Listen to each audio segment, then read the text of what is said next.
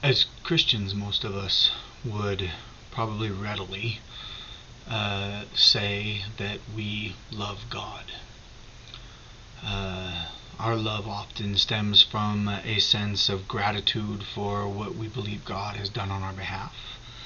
The incarnation, the person of Jesus, the death and resurrection of Jesus, the promise of salvation, all of the many things, even just the graces that we experience every day, the gift of community, all of these things lead us to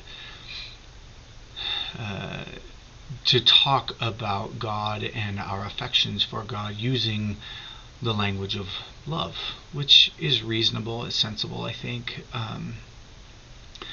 But I came across a quote this week from Dorothy Day, who was the founder of the Catholic Worker Movement. And she once said that I really only love God as much as I love the person I love the least.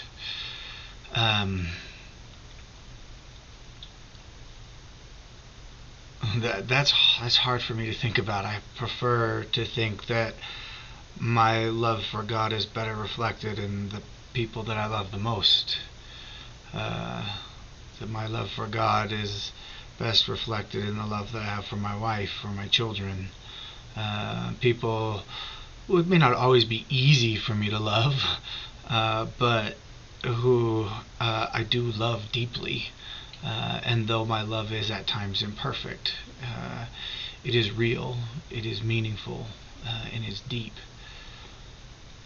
And I don't know that I like to think about the fact or the idea that my love for God is really not reflected in the love of the people, or my love for the people that are the easiest for me to love or whom I can love most deeply. But it's most clearly reflected in the people that I have the hardest time loving, the ones that I love the least, the ones that scare me or threaten me or make me anxious, or whose beliefs frustrate me, who refuse to listen or want to have conversations.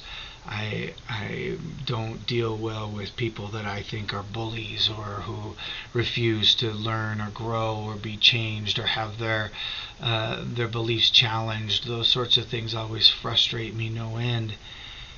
And as a result, I tend to not do a very good job of loving them.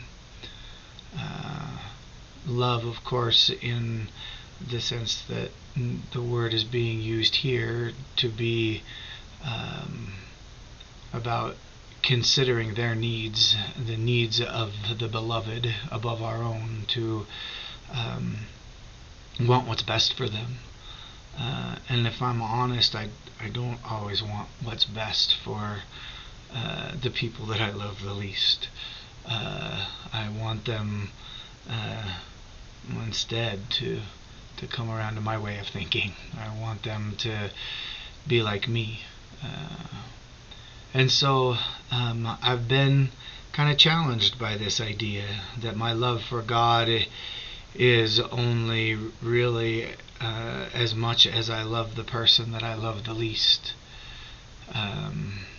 That's not an easy thing for me to wrestle with.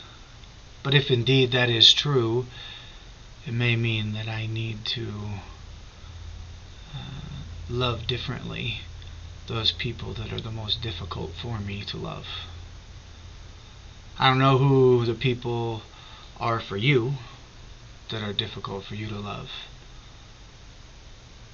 But if indeed your love for God resembles your love for them, what does that say about your love for God?